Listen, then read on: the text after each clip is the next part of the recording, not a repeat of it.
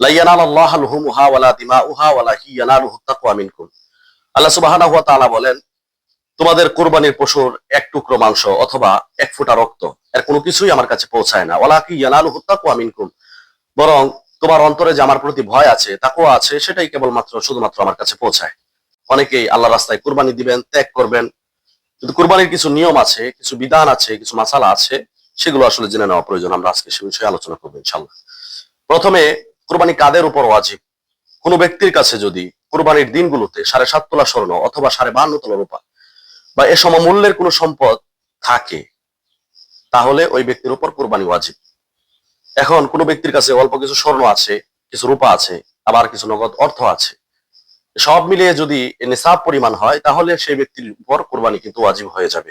অনেক সমাজে দেখা যায় একই ঘরে স্ত্রীও বিত্তবান, আবার স্বামীও বিত্তবান, তো শুধুমাত্র স্বামীর পক্ষ থেকে কুরবানি দেওয়া হয়, স্ত্রীর পক্ষ থেকে কোনো কুরবানি দেওয়া হয় না। বরং কোনো বালেগ ব্যক্তি, সুস্থ মস্তিষ্কের ব্যক্তি, পাগল নয়, বালেগ, নেশাব পরিমাণ সম্পদের মালিক যদি হয়, মুসাফির না মুকিম যদি হয় সে ব্যক্তি, তাহলে প্রত্যেকটা ব্যক্তির উপরেই কুরবানি ওয়াজিব হবে।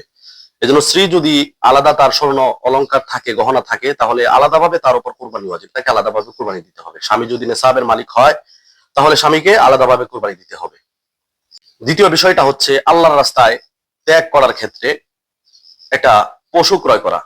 যে পশুগুলো দ্বারা কুরবানি দেওয়া যায়, তার মধ্যে একটা হচ্ছে উট, আরেকটা মহিষ, গরু, ছাগল, এই জিনিসগুলো দিয়ে কুরবানি দেওয়া যায়। উটের ক্ষেত্রে কুরবানি দেওয়ার ক্ষেত্রে উটের বয়স হতে হয় কমপক্ষে 5 বছর, এবং মহিষ এবং গরুর ক্ষেত্রে বয়স হতে হয় 2 বছর, এবং ছাগলের ক্ষেত্রে, ছাগল, ভেড়া, দুম্বা যাই বলেন না কেন, সেগুলোর ক্ষেত্রে সেই পশুগুলোর বয়স হতে হয় মিনিমাম 1 বছর। তো সেই পশুগুলা 1 বছর হয়ে গেলে এটা দিয়ে কুরবানি দেওয়া সহি হবে, এছাড়া কিন্তু সেটা দ্বারা সহি কুরবানি দেওয়া সহি হবে না।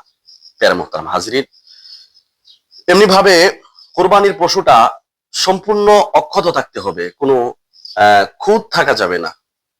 যেমন ফর এক্সাম্পল, একটা কুরবানির পশুর যদি লেজ কাটা থাকে, সেটা যদি জন্মগত না হয়, অথবা কান কাটা থাকে, বেশিরভাগ অংশ, কানের বেশিরভাগ অংশ কর্তন করা থাকে, লেজের বেশিরভাগ অংশ কাটা থাকে, সেটা যদি জন্মগত না হয়, তাহলে এই পশু দ্বারা কুরবানি দেওয়া জায়েজ হবে না। তবে এগুলো যদি, এই ত্রুটিগুলো যদি পশুর মধ্যে জন্মগত ভাবে থাকে, তাহলে তা দ্বারা কুরবানি দেওয়া যাবে, কোনো সমস্যা নাই।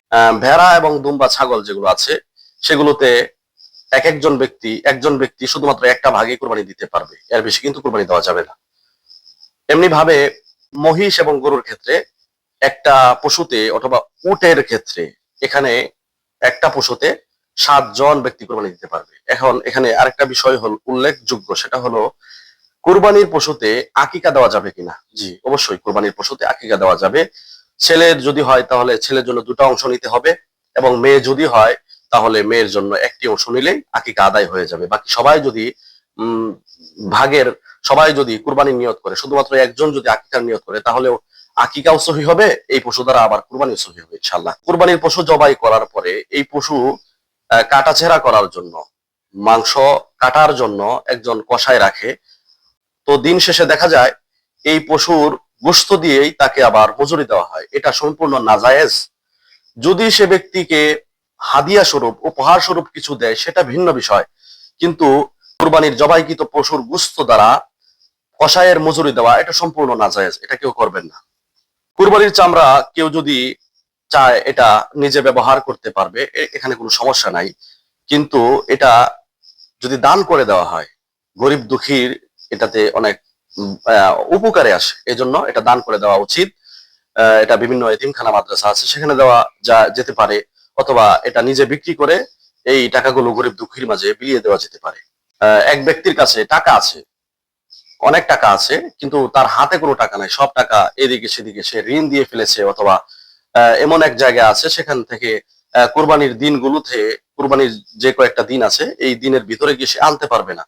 এমতো অবস্থায় সে ব্যক্তি যদি ঋণ করে কুরবানি দেয়, তাহলে তার জন্য ঋণ করে কুরবানি দেওয়া সহি হবে, এখানে কোনো সমস্যা নেই। কিন্তু যদি সুদ নিয়ে কুরবানি দেয়, এটা আসলে একটা অত্যন্ত গুনাহের কাজ। এজন্য সুদ না করে যদি কর্জে হাসানা যেটা আছে স্বাভাবিকভাবে উম, ঋণ নিয়ে কর্জা নিয়ে যদি কেউ কুরবানি করে তাহলেও তার ক্ষেত্রে কুরবানি জায়েজ হবে। মৃত ব্যক্তির কুরবানি, জি, মৃত ব্যক্তির পক্ষ থেকে কুরবানি হয়ে থাকে দুই ধরনের। এক প্রকার হচ্ছে মৃত ব্যক্তি যদি ওসিয়ত করে যায় তাহলে এই কুরবানিটা দিতে হবে, এবং এই কুরবানিটা মূলত মান্নতের কুরবানির মতো। এখান থেকে এক টুকরো মাংস ভক্ষণ করা যাবে না, পুরোটা গরিব দুঃখীর মাঝে বিলিয়ে দিতে হবে। ইসালে সোয়াবের উদ্দেশ্যে কেউ যদি কুরবানি করে সেক্ষেত্রে কুরবানির পশুর এই গোশতগুলো এটা নিজেরাও খেতে পারবে, এবং গরিব দুঃখীর মাঝে, অর্থাৎ অন্য অন্য সাধারণ কুরবানির ক্ষেত্রে যেমন নিয়ম, এটার ক্ষেত্রে একই নিয়ম। যদি কেউ কুরবানি মান্নত করে তাহলে কিন্তু এই মান্নতের গোশতটা আবার খাওয়া যাবে না, এই পুরোটাই দান করে দিতে হবে গরিব দুঃখীর মাঝে। প্রিয় মোহতারাম হাজিরিন, কুরবানি দিতে যদি কেউ অক্ষম হয় তাহলে তার জন্য করণীয় কি? ধরুন এক ব্যক্তির কাছে টাকা আছে, সবকিছু আছে, কিন্তু কুরবানি দিতে পারলো না কোনো একটি নির্দিষ্ট কারণে বা একটা সমস্যার কারণে, জটিলতার কারণে। একটা রোগীকে নিয়ে হাসপাতালে গিয়েছে, পরিবারে এখানে আর দেখাশোনার মতো কেউ নেই, এমতো অবস্থায় কুরবানির সময় অতিবাহিত হয়ে গেছে। তো সে ব্যক্তির জন্য উচিত হলো কুরবানির পরে কুরবানির পরিমাণ, যে পরিমাণ উনি কুরবানি দেওয়ার ইচ্ছা রেখে ইচ্ছা পোষণ করেছিলেন বা করেন, সেই পরিমাণ একটা পশু অথবা পশুর মূল্য এটা সদকা করে দেওয়া, গরিব দুঃখীর মাঝে বিলিয়ে দেওয়া। এরপরে প্রবাসীদের কুরবানি, যারা বিদেশে থাকেন অনেকেই এই বিষয়টা নিয়ে ঘাবড়ে যান যে আমরা বিদেশে থাকি, এটা আমরা কুরবানিটা আসলে করব কিভাবে। যারা প্রবাসে থাকেন তাদের জন্য তাদের পরিবারের যারা আছে বাড়িতে টাকা যদি পাঠিয়ে দেন এখানে কুরবানি দিতে পারবে, এক্ষেত্রে কোনো সমস্যা নাই। এটা সম্পূর্ণ স্পষ্ট, আপনার পক্ষ থেকে কুরবানি দেওয়া যাবে, এখানে সমস্যা নেই। তবে আলহামদুলিল্লাহ এখন অনেক জায়গায় এটা নরমালাইজেশন হয়েছে। পূর্বে বিভিন্ন কান্ট্রিতে কুরবানি দেওয়া, পশু জবাই করা, এটা তারা অন্য চোখে দেখতো, কিন্তু আলহামদুলিল্লাহ প্রত্যেকটা সমাজে সভ্যতা আসার কারণে এখন মোটামুটি অনেকেই বুঝতে পেরেছে, এই জন্য বিভিন্ন দেশে কুরবানি দেওয়া যায়। তো প্রবাসী ভাইয়েরা যদি চান সেখানে বসে নিজেরাও কুরবানি দিতে পারবেন, অথবা আপনার টাকাটা বাড়িতে পাঠিয়ে দিলে আপনার বাড়িতে যারা আছে, গার্ডিয়ান যারা আছে, তারা এখানে কুরবানি দিলে কুরবানি আদায় হয়ে যাবে ইনশাল্লাহ।